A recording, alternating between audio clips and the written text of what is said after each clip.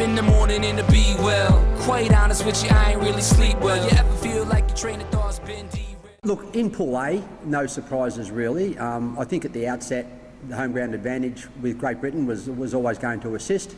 And I think with the Netherlands going in ranked #1 in the world and probably gold medal favourites, that pool has finished, probably the way a lot of people predicted it. The pool of death, that was always going to be tough, and there were 3 teams that finished on 10 points, with Australia missing the semi-finals by just 1 goal as far as goal differences were concerned. I suppose the disappointment in Pool B was Germany. We probably expected a little bit more from them. And look, good. All kudos to New Zealand. They're going very, very well. They're scoring a lot of goals, and they're playing well as a team. So probably the surprise is New Zealand, and the disappointment is Germany. But New Zealand, good luck to them, and I hope it goes well for them. Feel like your train of thought's been derailed. That's when you press on, lean in. Half the population just waiting to see me. What are the Kiwis doing well? Look, I think firstly they're playing well as a team. I don't think that they're overawed by any opponents that they come up against. I think probably most importantly what they have done is that they've beaten the teams that you need to beat to finish in the top 2. And that was, I suppose, the crucial game as far as that was concerned was their first game against Australia.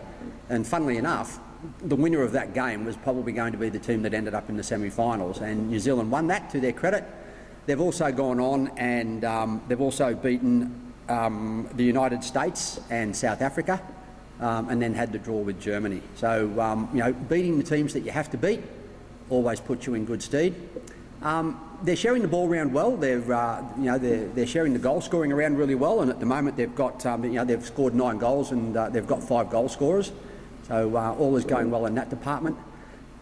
In that pool, and from what I've seen around the paddock, I would suggest that probably Argentina and New Zealand are probably the 2 of the most composed teams under pressure in their back 25.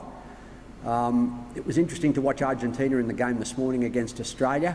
I thought that they held the ball well and they outletted well, and I think equal to that is the way that New Zealand outlets from their back 25 under pressure. They're very composed, they're very disciplined, they know exactly where they have to be, and they're working the ball out really, really well, and then finding some really, really good passes to go forward through the midfield.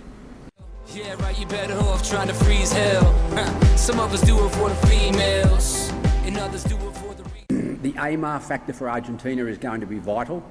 I think that she started slowly in the first couple of games that we witnessed while over there. It was interesting to note that there were other players standing up, like Sanchez. I think as a defensive midfielder moving forward was absolutely brilliant in the first couple of games for Argentina. Against Australia, Aimar unquestionably stood up and was the vocal point in their midfield. But not only is she the vocal point to get the ball, she directs the traffic around her extremely well. So I think word on the street is that this will be Aimar's last Olympics, and there's no doubt about the fact that the Argentinian team will want to send her out on a high. And if there's any one team that plays with a lot of passion and a lot of emotion and their hearts on the sleeves, it's Argentina. So yeah, look, the Aimar factor will be enormous. What I do it for the kids, life through the tower in on. Every time you fall, it's only making your chin strong. And I'll be in the home ground advantage to Great Britain, the home ground, obviously, which then becomes the home grandstand, so to speak, will be enormous for Great Britain. It's going to be an interesting semi-final first up with them versus Argentina, because Great Britain will have the home crowd on their side. Argentina, as I've already mentioned, are going to have the Aimar factor, so an enormous amount of emotion in that game.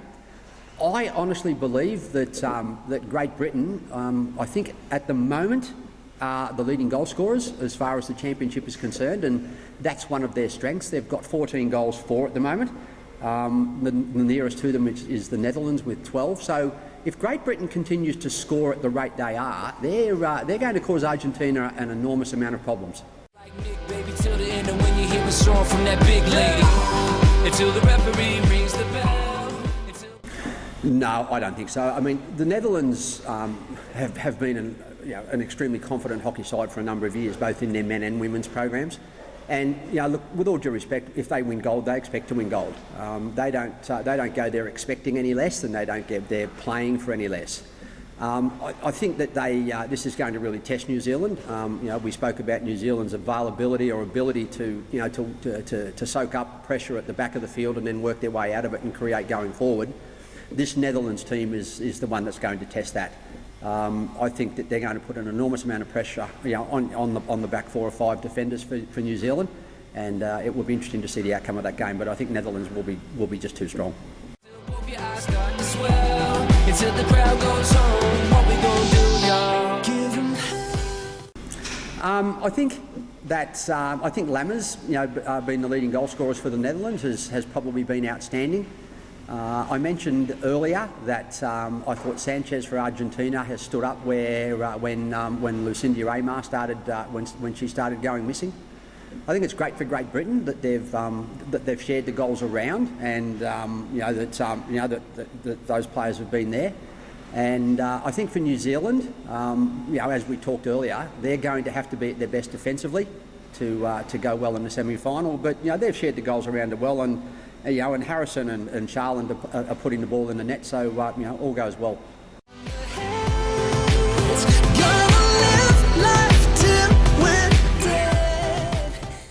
In the first semi-final between the Netherlands and New Zealand, I'm going to go with the ranked number ones there, and I think the Netherlands would be just too strong player for player and pound for pound against New Zealand.